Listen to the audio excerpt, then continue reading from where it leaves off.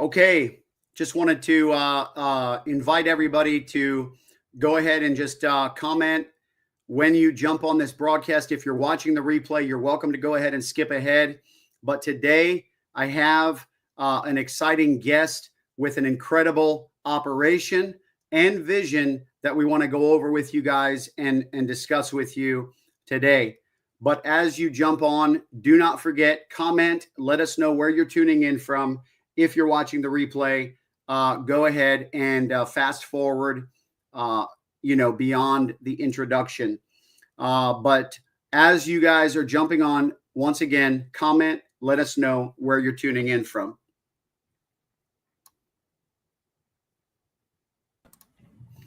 All right, Mr. David Lapp. We have David Lapp here, guys, CEO of Blessings of Hope. Out of Lancaster, Pennsylvania. And while we are getting started, we've got John tuning in from Arkansas. Guys, go ahead and just comment. Let us know where you are tuning in from as you join the broadcast. As they are doing that, David, let's go ahead and, introduce you to the community. We've got Richard from Nevada. Welcome, Richard. So David and I met, I don't even know how many years ago it was, with him and his brothers, his family, with myself, my wife, some friends. We got together and connected with their ministry and have just had some incredible experiences over the years, getting to know them, even receiving ministry from them, and of course, partnering and collaborating for the glory of God. But they've got an incredible story, an incredible testimony, an incredible history, and I wanted to invite you, David, just to go ahead and start there and just share a little bit about yourself, and we'll go from there. Yeah, thank you, John. I think it's probably been about 10 years that we first met. I am David Lapp, grew up older Amish. Basically what that means is horse and buggy, no electricity, no cars. Attended a one-room schoolhouse in New Holland, Pennsylvania. First to 8th grades in one school. No high school, no college education, but being on a journey with God the last number of years, it's been incredible to see what he's done. Currently live in Ephrata, Pennsylvania, which is Lancaster County. Wife Fanny and I have been married for 21 years. We have 12 children. The oldest is 20, and the youngest are twin boys that are 2 years old. Incredible. So,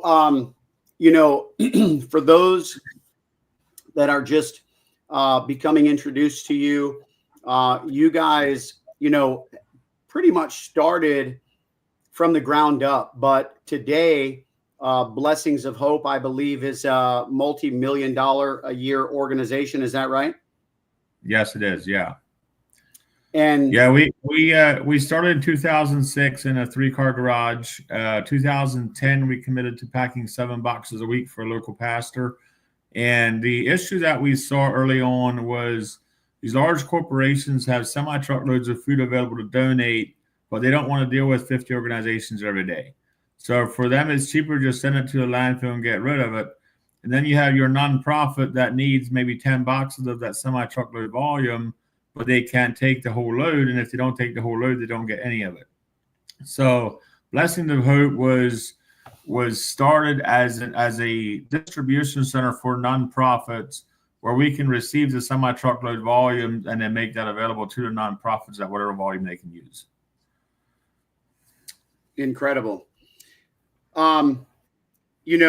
With what the, my community is well aware that we've been following some prophetic voices of, some things that are coming, including obviously some of the things that God has shown me with XRP. And we've always honored the prophetic and we believe in the report of the Lord.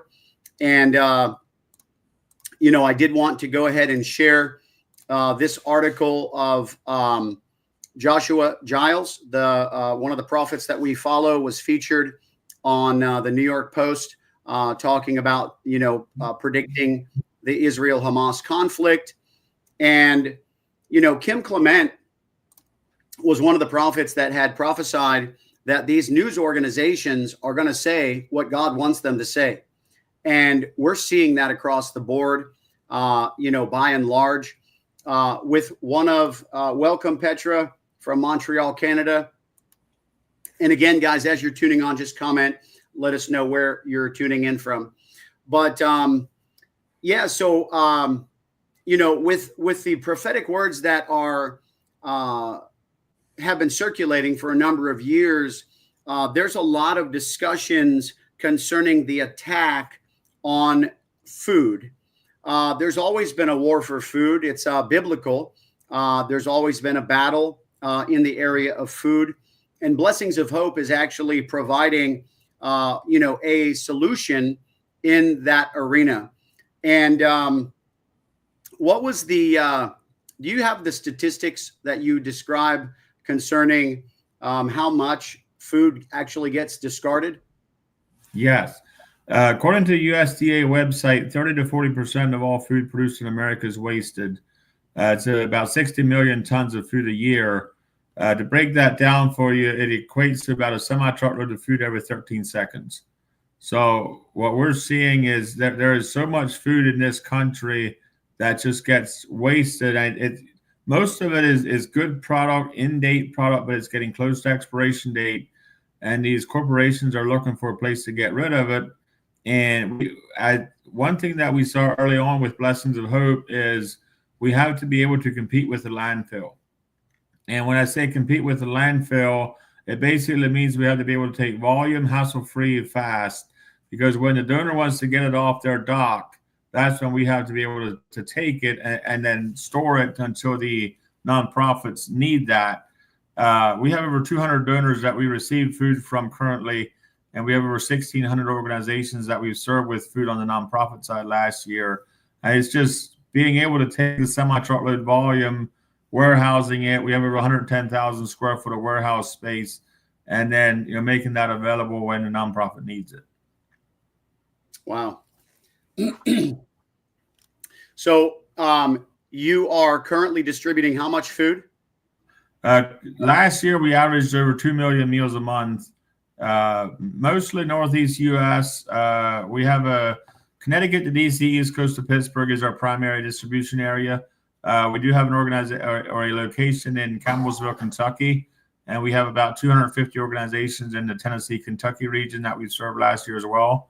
But it's primarily Northeast U.S. Very, very good. Yeah, I'm just sitting here thinking how we're going to start that Sarasota, Florida location. But anyhow, so what is your existing needs? I know, right, Richard? I think it's kind of a wake-up call for us here in the United States, and that's what's incredible about this is that these guys are doing something about that. But not only are they, and I met with them for lunch yesterday. That's what actually provoked this call, this live stream today. And of course, if you're watching the replay as well, but I was just so intrigued about how, what they've been doing. And I actually had messaged them a couple weeks back, and I asked them, I said, when are you guys coming to Sarasota? And they said, we don't have any plans. And I said, well, when you do, please let me know. There's definitely some stuff that, God is doing with a divine connection here. You guys are just rocking it out in an area that is being discussed prophetically. And I believe that there's more on the horizon than what we all see today. And so a couple days later, they messaged and said, hey, we're going to be in Sarasota next week. They came down, we met. And I was just so inspired to share this with our community for a couple of different reasons. Number one, like what Richard just pointed out, I think we are all shocked about how much food is wasted in our country. We all know that there's a real issue of, people being taken care of with multiple different areas. We've got homeless situations. We have all sorts of different needs in our country. And Kim Clement also prophesied that the humanitarian relief that will be happening in the coming years will be done by the church, and that God will be eliminating United Nations. Now, that's a big, obviously, vision, but how do we get there? Well, with everybody doing their part. And when you bring up the fact of what Richard is feeling concerning a lot of us, what we're feeling is like, wow, you're telling me, what'd you say, 30 to 40%, David? Yeah. It's right on the USDA website. I've had people try to prove me wrong, and they just confirm what I was sharing. So yeah, the information's out there. 30 to 40% of the food in the grocery stores gets tossed out. And so that's what they're dealing with. And they look to find ways to solve a problem. How do we take this food? And what they've done is they've built Blessings of Hope. Can you share a little bit about how you end up at 34 cents per X number? Yeah. Yeah. So the way our model works is we have distribution centers where we store the product. We have currently we see about 1,200 to 1,300 volunteer positions a week filled, where people are sorting food, packing boxes, repackaging bulk products, stocking shelves, stuff like that. And we have what we call our food selection center. We have one in Lancaster, Pennsylvania, and one in Campbellsville, Kentucky, that is open for any nonprofit organization to come in. The one in Lancaster is 29,000 square foot, and it's set up sort of like a Costco, where we have pallets of products set out. We have some stuff on shelves, but the organizations come in, anything they see on display, any volume they can use. We're not selling food. We're providing a service to where the organizations can select anything they see on display, and then they'll pay a 34 cents a pound handling fee, and the handling fee covers our cost to get the product to the organizations. Now, they're not paying for the food. What they're paying for is the opportunity to come to one location, select food from over 200 different donors' product at whatever volume they can use, and then whatever they don't use, we then send that out to outreaches, or we have other means of distributing that. What doesn't move through our food selection center. But what we're seeing as a big picture vision is to duplicate the food selection centers across the nation, and actually, impact every major city of the nation. That's what we're seeing as a big picture vision. So obviously, with collaborating and networking, which is what we're doing here today, creating an opportunity for other people who have similar visions to be able to plug in. Maybe you guys provide the resources for the fulfillment of someone else's vision. Like myself, we have a vision to basically tap into something like what you're doing, and so that's honestly why my wheels are already spinning to try to get something going down here. I think it would be great. Now, so you said you provide how many? What, 1 million meals a month? Last year we averaged a little over 2 million meals a month average for the year. And this is all donated product. We don't buy anything, and then it's we have our handling fees that the nonprofits pay. But it's just been amazing to see the growth that we've had the last couple of years. That's incredible. Yeah, starting out of a garage, right? Yeah. In 2006 we started in a 3-car garage. 2010 we committed to packing 7 boxes a week for a local pastor. And I think it was 2012 we shipped our first semi-truckload of food, and it took us about 4 to 6 months to get enough of food together for a semi-load. And that's 12 years ago. Wow. Now we have our own fleet of trucks. We know it's a lot of food that moves through there. Yeah. So another thing that and guys, in the description section of this video, we have included the links to several different websites. I'm going to go ahead and pull one of them up now. We have the Blessings of Hope website. There's multiple, things that you can do on the website. One of them is even donate if you want to donate, become a food supplier, sign up to volunteer, apply to partner, to be a partner ministry, all these different things. They've got a video, so many different things that you can, look into on their website. And then you have, let me pull up the other one.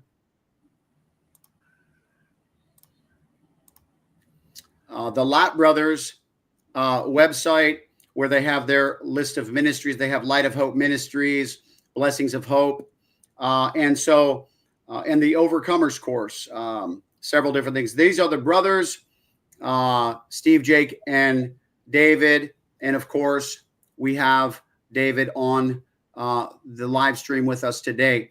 But you guys have a unique opportunity for an investment opportunity. Hang on just 1 second. Let me pull up these comments. We've got Richard says, no one should be going hungry. Petra said, it's horrific when so many die of starvation around the world. Kat says, yes, us too. We feel called to shelter and feed people. So good. Awesome. And so, David, would you fill us in on this investment opportunity that you guys have and what that accomplishes for your ministry and, of course, for the investor? Yeah. So what we're seeing as a big picture vision is the whole welfare system of America, we believe should be administered by the church. And we can't fault the government for doing it because it needed to be done. But what our vision is to empower the church to take care of the community to the point where the government doesn't need to. To do that, we're obviously looking at a crazy amount of infrastructure that needs to go into place for that to happen. And we have a self-funding model. We have a duplicatable model. And what we're seeing is, rather than going to all, so let me back up a little bit. What we're seeing is in order to go national, we're probably going to need about 18 to 20 large distribution centers to warehouse the product. When I say large distribution centers, I'm talking 800,000 to 1 million square foot per.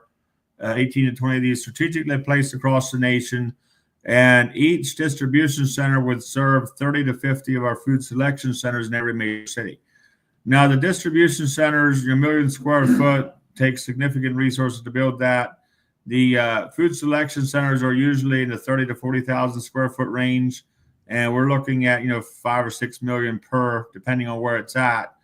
And what we're seeing is, unless God does a serious miracle, which I'm not against, we're not really sensing that, just donations is going to be sufficient to build out the infrastructure that we need over the next 12 to 15 years. And what we've also seen is, just traditional bank financing, it's not going to cut it. And we've talked about, do we just go out and lease warehouses over the nation as we build out this model? But then you're dealing with rent increases, you're dealing with landlords, you're dealing with, in case of a pandemic, is the landlord going to be okay if we keep on operating, that kind of stuff.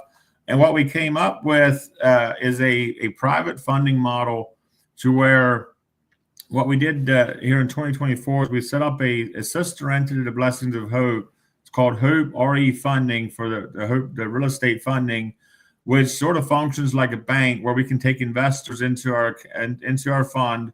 That will then, and then we have Hope RE Holdings, which will own the real estate, and then Blessings of Hope will lease the real estate from Hope RE Holdings. So the properties will be tied in with a mortgage to Hope RE Funding, and then a lease to Blessings of Hope, to where Blessings of Hope will then make the lease payment to our own entity or a sister entity that then pays the mortgage payment, pays the investors back. What we're doing is a 506C offering, which is for accredited investors only. If you're familiar with the SEC regulations around investing, Basically means you have to have $1 million net worth in order to even be eligible for the fund. It's a $250,000 minimum investment, a 3-year minimum term, and we're offering 6%. Because it's a nonprofit, we can't offer equity on the properties or on the fund. It's just a straight debt fund of a 6%. And a few things that we are pretty excited about is we had a local businessman ask us. He said, if I put $1 million in, he said, I have $1 million sitting in the bank right now, earning 4% interest. Are you telling me that if I would put that into your fund, you could match that the rest of my life, and then I could donate it when I die, as a part of his estate plan? We're like, yeah, absolutely. That's obviously a very attractive offer where if we can pay what the bank would have paid him the rest of his life, and then he would donate that to the nonprofit to help build out, help do what God called us to do. And the other option is investment through donor advised funds, which can be donations or investments where we actually pay interest back into the fund and principal when the note is due.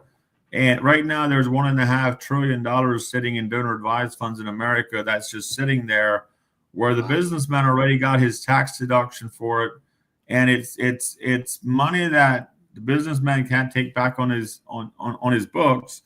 It has to be given to a nonprofit. But while it's sitting there, he can actually invest it, and we can use that. We can utilize the investment until he decides where he wants to donate it to. And of course, it's this is open to accredited investors, so it doesn't have to be a donor. It's anybody that has a heart to invest into that would qualify as an accredited investor. Awesome. So that is obviously an incredible opportunity, for people who are in that position to, they're basically, able to invest in a Christian organization that's actually doing some incredible things. So you're sowing as well as investing at the same time. It's very, it's kind of a no-brainer for someone who's looking to park, some equity that they have available as an accredited investor. So in regards to if you meet that qualification, guys, I do want to share with you to go to the lappbrothers.com, which is in the description section below. This is the Hope refunding here, but there's a contact form at the bottom where if you do want to be a part of that, all you have to do is contact the Lapp Brothers down there. If you want to become a distribution center or any of those things like a food supplier, anything of that nature, or if you'd like to just reach out to them to discuss different collaboration opportunities, I invite you to go to their website and click that contact form and reach out to them there. Tell me about this. Food dehydration is something that we got into in 2023. Dehydrated food retains over 90% nutritional value, shrinks to less than 20% of volume, and you can give fresh produce a 5+ year shelf life. The little bag of soup that John had in his hand will feed 8 people for a meal. And all you do is add water back into that, and it goes back to almost the size that it was before it was dehydrated. So that is a mix of dehydrated vegetables with a nutritional powder added to it to ship internationally. And the first shipment that we did was into Haiti, where we shipped 2 pallets. There was 19,000 meals per pallet of U.S. meals. So in Haiti, it was probably double or triple, 5 times that, whatever. But we were able to fly that into a grass strip and actually bypass the corruption at the ports and get it to the people. We had one pastor that got 32 of those bags, and he was planning on rationing it for a year with 1,000 children that come to his school. because he doesn't want to waste the nutrition, the first year. So there's so many opportunities to expand that program, continue doing more of it. Getting fresh produce getting food in general, there's so much food out there. I personally try to go to the store at least once a month just to remember that food has value, because we turn down semi-truckloads of food on a daily basis simply because we don't have the capacity to handle the volume. And right now our warehouses are full, that we're turning down good quality product that would retail for probably $50,000 to $100,000 per load, and we're saying no to it because we don't have the capacity to take it. And food dehydration is one way that we can process food, give it a shelf stable life. There in Pennsylvania, there's hundreds of acres of produce that get raised, and thousands of tons of produce just stay in the field because it's misshaped, or it's the market's down or whatever. And what we're looking at getting into with a project that we're working on now is large scale food dehydration, to where we can take the dehydrator we have right now. We can do 8 carts at a time. I think there are 30 trays on a cart. The one that we're getting into, that we want to get put in at our facility in Elizabethtown, is going to be a continuous feed unit, where instead of carts, it's a belt like an 8-foot wide belt, and the product just slowly moves through there. And by the time it comes out the bottom, it's dried. The unit that we're looking at, we could put up to 2 ton an hour of wet product into the unit. That would then be a continuous feed coming out, and producing a lot of nutritious produce that would otherwise be wasted, that can then be shipped internationally. Yeah. Wow. That is super impressive. I mean, it's like, how can we get one of those in our backyard? My goodness. Well, it's about a $12 million project is what we're working on there on this project. So, it looks like a significant investment, but if you start running the numbers on the value of the return on investment, if you look at what is the value of a ton of fresh produce, and I think it's the USDA numbers, it's like $1.92 a pound is the average value of average wholesale value of a pound of food. So if we even go at $1 a pound, $2,000. Let's say we can only do half of what the unit is rated at. We can only do a ton an hour. $2,000 an hour that the unit would be able to produce, or to salvage, if you will. And you run that 24 hours a day, even 12 hours a day. That's $24,000 a day of salvage value that can then be used to impact people in need. And so with the investments that you would raise from accredited investors, would it be going towards that, or towards building, or both? What you were breaking up there? What was it again? So with the investments that you would raise from accredited investors, those funds would be going towards a facility, or the dehydration unit, or both? So the way we have it set up is that the Hope RE funding, or the Hope RE Holdings, will finish out the building, ready for Blessing the Hope to move into it. So anything that's a part of the building, bolted to the building, would be at the responsibility of the holdings entity, and then Blessings of Hope will lease that based on a 25-year amortization on a loan. That's what our lease rate will be, that we're paying back. So in 25 years, technically the property will be paid for, and then at that point, the lease rate from Blessing of Hope could drop, where it would just cost less to operate the Blessing of Hope side of it. So there's so many opportunities here to collaborate, honestly, when we talk about all this. And my other question, just randomly, in case anybody is interested to become a food supplier, that would require, them paying for you guys to truck something down to their area. Is that right? So food suppliers, about 20% of that is dropped at our docks, and about 80% of that we pick up. Most of what we get at this point is semi-truckload volumes. With food coming in. If you're a nonprofit looking for food, you could come to either our Lancaster, PA Selection Center or our Campbellsville, Kentucky Selection Center. You can walk in. I know Lancaster's open 6 days a week. I think Kentucky's only 5 days a week, but that information's on our website. You can walk in. You would need to prove that you're a nonprofit, your documentation or whatever. If it's a church, we can, just a church letterhead stating that you're a nonprofit, we can accept that. And then you can select food right away, anything you see that you can use to restock your pantry, and then you'll pay the 34 cents a pound. So the way our model works is when you sign up, you'll get 2 cards that gives you access to our selection center anytime we're open, which Lancaster, PA is 6 days a week, including 4 evenings. And you can come, once a week, once a year, once a month, twice. You can come every day and see what we have, because our volume changes on a day-by-day basis based on what we get in. Now, unlike a traditional grocery store, we don't place an order for a product. We get a phone call say this product is available. Do you want it? We say yes or no. And like right now, we're moving close to 100 pallets a day through our facility there in Lancaster.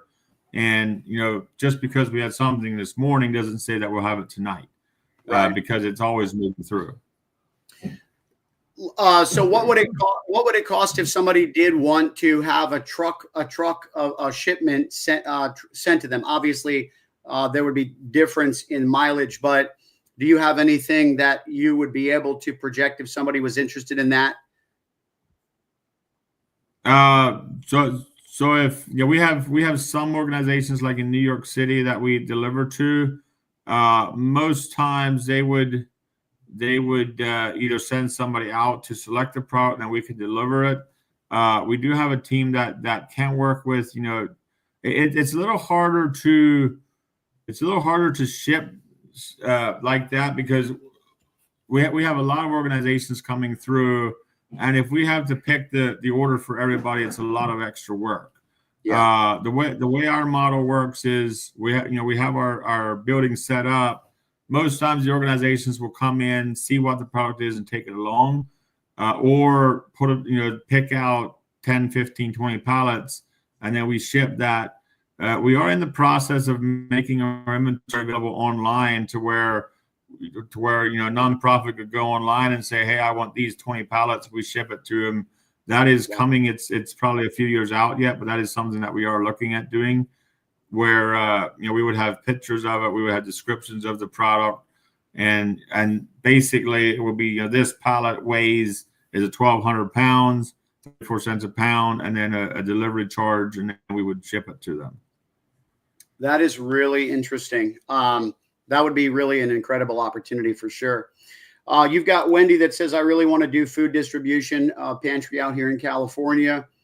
Kat says the church as the welfare system points people to Jesus. That's very much my, let's see. That is true. Yeah, it is cheaper for supermarkets to have a tax write-off by, proving that they donated it, right? Yep. Another cool thing that we can offer. See, most of the food we get comes from large distribution centers. And I was in a meeting where the efficiency director of one of our large donors was sharing, and he said that in 10 years, their company saved $3.5 million in disposal fees by recycling their food. And then further on in his presentation, he said that 87% of their recycle program was to a local food bank. And what I heard they didn't say is we could save them $300,000 a year by taking their product. On top of that, we can give them a tax-deductible receipt for the donation of the fair market value of the product, and we can utilize that to serve the community rather than just send it to the landfill. And it's a win-win for everybody. Absolutely. But if you understand that their issue being we have to take volume, that's what makes the model work, is we have to take the volume off their hands when they want to get rid of it. Because if we go into their, if they offer us a similar product and we say we want 2 pallets, we didn't really solve their problem. Yeah. We just took a few pallets out of their way, had an extra truck coming to their dock, extra hassle for them. You know, if we can take the whole semi load, now we're serving them at a whole different level. Right. Yeah, I really, you know, I want to take what you guys are doing and I want to put it in a bottle and I want to duplicate that all over. You know, I want to just, that's incredible, man. Like we've got to really prayerfully navigate this, because I just really, Kat says, so if we wanted to do this in our location, could Blessings of Hope assist? They're in what area are you from? Texas. Texas. That is our goal. The way we see it building out is starting where we're at and just sort of, you know, expanding it out. If we jump from Lancaster to Texas, we have a lot of extra trucking. Yeah. What we're seeing as as our rollout model is probably Ohio, Indiana as the next step, and then start pushing it out, you know, across the nation. We believe, you know, big picture, we're probably looking at about a $12 to $15 billion investment in real estate to build this out. But on the other hand, the welfare system costs America $1.2 trillion a year. Wow. And if we look at the return on investment, let's say it costs us 10 times what we're estimating right now, and we can only do 10% of what what welfare is costing America. We're still looking at 100%, and that's an investment in real estate. So it's not money that's just going to be wasted, because the real estate value, you know, it continues to increase. So, you know, even if we're way off on our numbers, it still looks like a very good return on investment. Yeah. Wow. Well, guys, so Kat, yeah, there's definitely, you know, as we keep growing out, Dallas, Texas is definitely, I would say, in our future. There you go. And Sarasota, Florida too. But yeah, probably. Guys, if you're watching this, if you're watching live, or if you're watching the replay, and you know your brain is active, and you have any creative ideas, or if you're interested in a partnership through investments or collaboration at any level, obviously utilize the form on the Lapp Brothers website. The link is in the description section. We want to be sure to, you know, build this bridge, to make this connection, so that you know, everybody wins. You know, it's really an incredible thing that they're doing out there in Lancaster, Pennsylvania, and it's an incredible opportunity to plug into, whether you're an accredited investor, whether you just want to donate, or whether you want to figure out a collaboration of sorts. They also accept volunteers. You can actually sign up to volunteer. So maybe, you know, you want to do a field trip or what have you, a vacation, and then you want to make a stop in Lancaster, Pennsylvania, tour the facility. They allow that as well. I'm sure they would probably request that you contact them to do so. But, you know, there's just so much opportunity here, guys. In fact, weren't you guys discussing the possibility of even having tours? Yeah, that is a part of our plan with our facility, where we're going to do the large scale dehydration, is an option for tour buses to come in for a tour, where they could see the operations from a balcony level, where they're not interfering the operations, but they can see what's going on and to get involved that way. Yes. Wow. Very good. Very good. We also do have these. It's the Hope Funding Vision Strategy booklets. If you're interested in a hard copy of this, I know John has a link in the comments. If you're interested in a hard copy, fill out the form on the Lapp Brothers website, and we'll mail one out to you. And you know, you can review that at your leisure. Just to be clear, the investment is a $250,000 minimum for the Hope funding, but we do donations of any amount. So that is a nonprofit, and we can do donations of any amount where we're not, it's not where, hey, I can't do 250, I can't do anything. We're looking for people that can donate, $10 a month as a partnership with us, all the way up to 10 million into investment fund, anything in between. So our model is very scalable. Any area, if you want to be involved, there's a way to get involved. Yeah. So let me pull this up. Actually, he was holding it, but it wasn't really clear. This is the PDF. He said he has the hard copy there. Now, the link for this PDF is in the description section, but he was basically saying if you want to get a hard copy. Now, what are they doing here in this photo, David?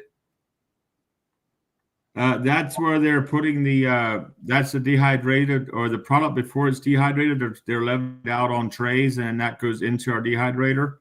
So this is diced vegetables that are getting ready to be dehydrated. Wow. So this is the real deal, guys. What an incredible opportunity. And you can, of course, look through the description section and see the link for all of these, the websites, the PDF, and all of that. And for the sake of time, guys, we're going to go ahead and cut it. David, I just want to say thank you for being on. Is there anything else you'd like to say before we do? Thanks, John, for allowing me to share what God is doing here. We believe if the community works together, if everybody does what God called them to, whether that's praying, whether that's partnering, whether that's volunteering, donating food, or doing the distribution, if we all work together as one to make an impact, we can all get that much more done. And I'm thinking of a quote by, I think it's Everett Hill, something like that, where it says, "I am only one, but still I am one. I cannot do everything, but it's so much that I'm still going to do what I can do, even though I can't do everything. I'm not going to let what I can't do get in the way of what I can do."